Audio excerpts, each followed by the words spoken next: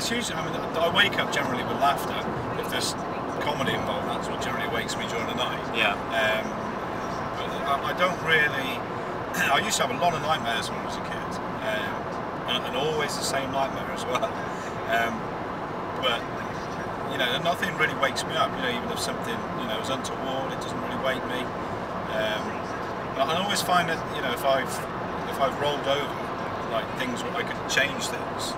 If you know what I mean. I don't know if I'm rolling over in my sleep or whether I'm waking up and rolling over. But I always get the sensation that I am twisting my body or going onto my other side, and then, you know, things will change. So if I ever get to a position in the dream where, you know, things aren't going the way I want them to go.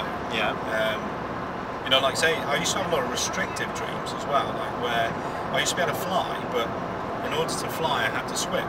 But I could never get above a lamppost, things like that, and it would always be things like that. I mean, you hear dreams where people on treadmills, the treadmill's going the other way. I mean, I'd always have like this, some sort of maybe an ability, but it would always be restricted, and I couldn't do anything with it. So if I was in that position, I'd always sort of tell myself that my body needs to sort of roll over, or I would wake up and roll over. I don't know, and then, you know, things would change dramatically, innit? When you say dramatically, so let's say you're in a dream and it's, you know, quite a stable sort of environment. You then feel that your bodily position is shifting, and then the dream state itself changes radically. Yeah, it's like it's been unlocked, I guess. It's like it's, like I would be able to go above a lamppost. Interesting, very or interesting. Something like that, you know, there would be some sort of. Not so much now, but there always used to be sort of a dream where there was some sort of restriction in it. Yeah. But yeah, I mean, when I could feel myself change physically. So whether I was waking up or not and rolling over, or whether I was just doing it subconsciously, rolling over, and then I know that my body's rolled over, and then I could, you know, do the things that I couldn't do in the dream. Then it sort of allow me to do it. It sounds all a bit weird, doesn't it? No, to me it doesn't. To me it doesn't at all. Believe me, the weird side of life is well and truly part of my life.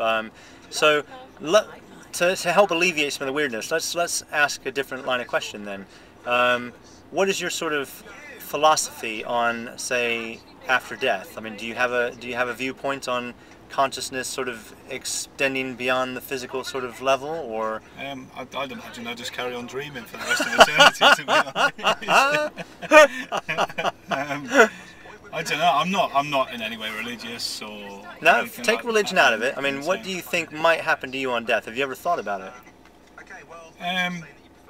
Just completely remove religion from it. Well, I have thought that, you know, you would have some sort of subconscious, but, you know, then you say to yourself, well, that's just ridiculous because you've got no brain there to have a subconscious. But then you think, I know things are still working when you're alive, but it's hard to imagine things not being the same as when I dream as to when I die.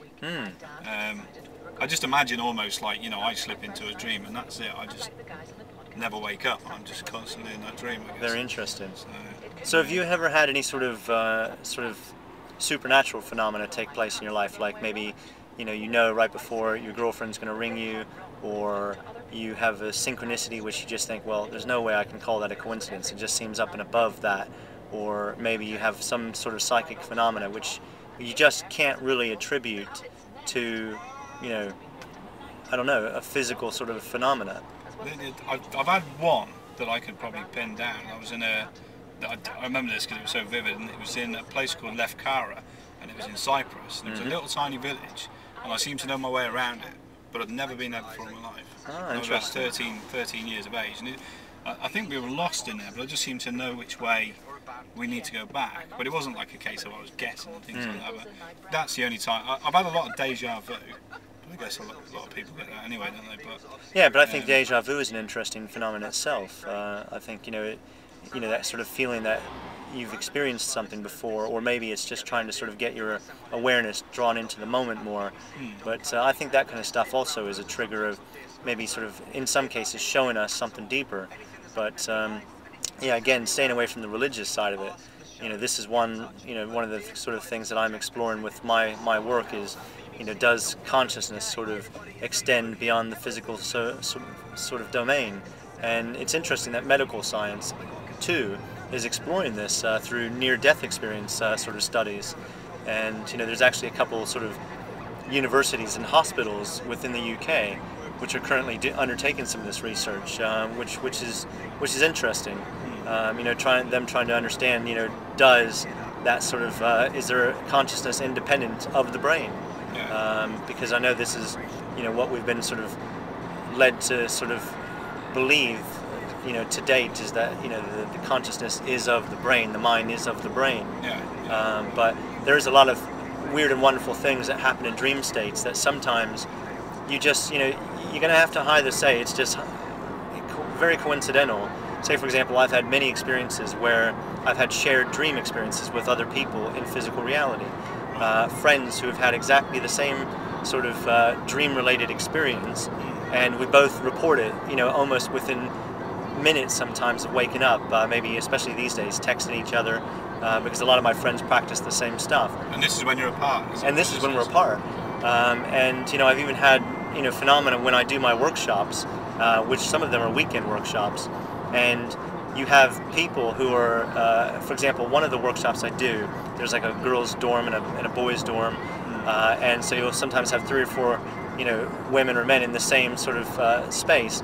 And there's this one sort of dorm in particular, I don't know what it is about this one, but there have been 3 separate occasions when people were doing their sort of lucid dream / out-of-body practices with the other people in the room.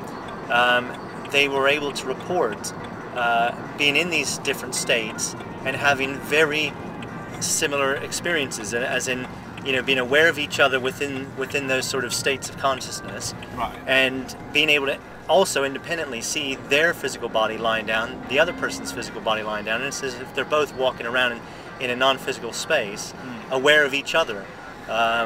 So this sort of thing, where, or maybe like recently, I was in an experience where I met, in the waking life, I met one of my good friends in London who actually teaches lucid dreaming as well, and we were sitting in this park and we were thinking, why have we never tried a dream experiment where we try to sort of find each other in the dreamscape, and then in the morning wake up, create, do out a dream report, maybe email it to an independent person who will receive both, and then we could do like from that sort of basis. And that very next morning we were both sleeping in the same Buddhist temple that very evening, and that's why we were together on that early in the day.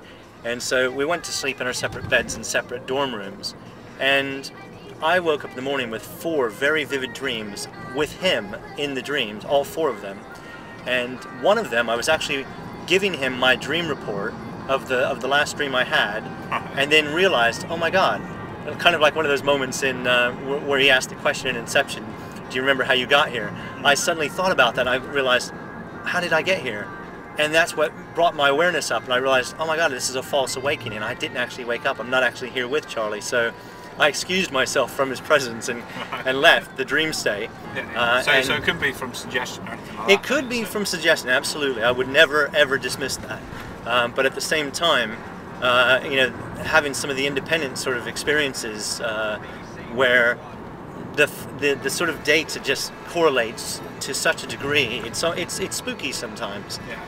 I'm really trying to validate what's taken place, trying to sort of not fool myself into believing that I am more than my physical body, but I want to actually prove it if there is a means to prove it.